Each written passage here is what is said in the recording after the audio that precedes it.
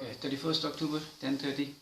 A little while ago, I made part 1 of life. Now this is part 2. It's almost the same. I'm just going to elaborate a little further, a little more. Okay.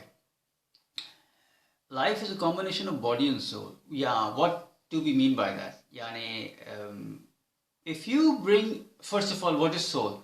Now there should be another video for that. What is soul? There's a huge, and it's really difficult to explain and define soul, and it's very lengthy and very complicated. Not many people could understand. Soul is inside of a body. It's in animals and plants and everywhere. They have a soul. First of all, we need to understand and recognize the soul.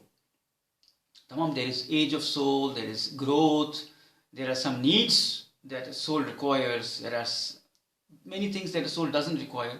So we need to understand. Many people are not really aware of what is soul. They're just, using the body to achieve whatever they want, and they can achieve it. It's fine. It's not a problem. But life is well lived if you use both body and soul. You will enjoy it. You will understand it. You will get to the depth of anything. That's what's the difference between a philosopher and a normal person. Philosophers, thinkers, think deep. They use their body and soul together. Anyway, so there are different parts: consciousness and mind and soul. So that it's a very long and difficult and a very deep discussion. I am not qualified to discuss on that. Anyway, so life with body and soul is something that makes life worth living. For example, if you're making music, if you're doing a job, if you're studying a course, if you're planning a trip, in everything, if you bring soul into it, then you're going to enjoy it. Otherwise, life has got all these meanings that we discussed a little while ago. Let me just, can you see this? Recognition. What's the first one? Recognition, acknowledgement. I told you, like, for example, I want to be a doctor, lawyer, an advocate, a teacher. People know me according to that, and now it's two ways: recognize yourself and others. So that's what we call recognition, the status that you have in the society. Time pass. Time pass is just, you're just passing the time. You don't really have anything serious or any big goal. You're just doing your routine life. You get married, produce children, and die. It's normal. Time pass, and you enjoy, and you have small little purposes, and you try to accomplish that. They don't really have big goals, and they don't really actually create big chaos if they lose something. They are just, they know that they will die, so they're not really serious about anything. Research, explore, discover. That's for scientists, philosophers, scholars. They're always doctors, scientists who are always trying to do research on something. Corona is there, we've got vaccine and God knows what. And other religious scholars, they are doing their own research. So they are research, they're thinkers. According to the time, they have scientists like Albert Einstein and Newton and God knows who developed time and theory of relativity and all those. So submission. Submission is basically religious and just submit to whatever comes to you. But there are also religious people who try to understand life through their own religious scriptures. They believe in God and in the hereafter, and they are accountable to that. So they try to live their life accordingly because they know they are answerable. And tomorrow they're going to God, Allah, and they are going to Allah will show them what you did, and according to that they will be dealt. So that's what we call submitters. How much are they going to follow? I'm not sure, but they will call it submitters. Rat race is routine. I go to school, I finish university, I get married, and I make this much amount of money, I make big house, I have children, I raise my children, and I die when I get old. That's very simple. Spiritual growth. Spiritual growth is, like I said, they are more on the meditative side. They do meditation, yoga, music. They concentrate more on the soul, on peace, tranquility. They're not focused on the body and the material. They're not very much interested in the world. They are interested in the next world. They're interested in spiritual growth. But like I said, it's a very difficult and complicated subject. I'm not really qualified to speak. What is spirit? Otherwise, I could have spoken more on spiritual growth. How would you grow? Well, I can say that if you don't pay too much attention on the material side, there's one example I can say that try to kill the negative with the positive. Someone is trying to be evil with you, you try to be good. Spiritual growth. Spiritual people are always good. They're always positive. No matter what you do with them, they're always positive. They will always try to help you, heal you. They're very good. They will never take revenge. No negativity. Jealousy, something never in them, because they're more focused on spiritual. It's a hindrance if you do that. Negative. Fight and war.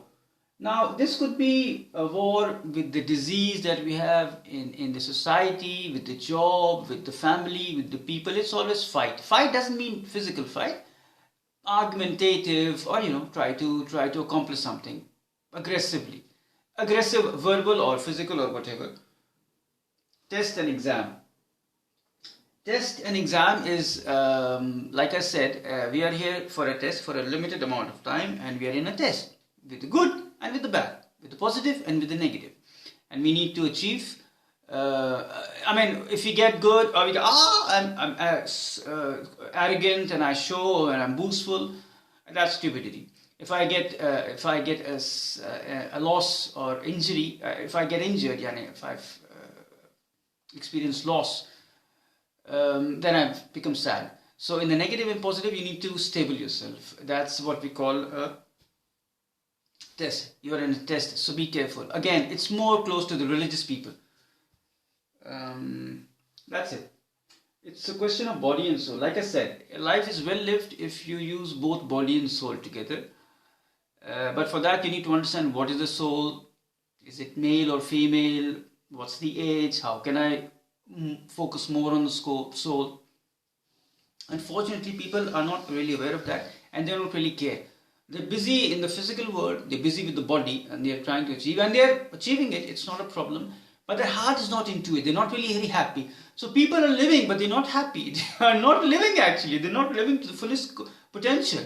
For example, I'm a musician, and instead of becoming a musician, I became a lawyer. Okay, I can be the best lawyer in the world, but if I would have been a musician, I could have achieved a lot, maybe a famous musician in the world. So that is where I use my spirit and the body together. Of course, I would have to go through the course and God knows what, but that's what I mean by when you use the spirit with the body. So what you're doing it, try to bring your spirit in, then you will enjoy what you're studying, what you're working, in the romance, in entertainment, whatever you're doing. If you're just doing it with the body, then you might not really enjoy, you might not really achieve, you might not really satisfy, because satisfaction comes from the soul, from the heart.